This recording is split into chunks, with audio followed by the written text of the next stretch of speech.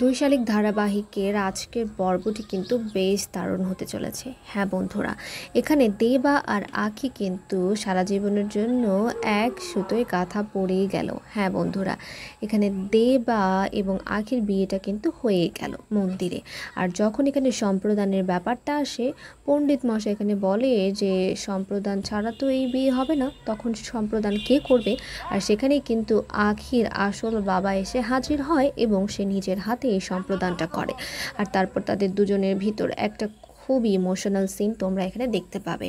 আর আগামী পর্বে তোমরা দেখতে পাবে যে আঁখি হয়ে এখানে ঝিলিক কিন্তু জেনেই গেল যে আসলে কাঞ্জিলাল তার নিজের ছেলেকেও ভালোবাসে না এবং তার নিজের ছেলেকে পর্যন্ত সে মেরে ফেলতে একটুকু দ্বিধাবোধ করবে না।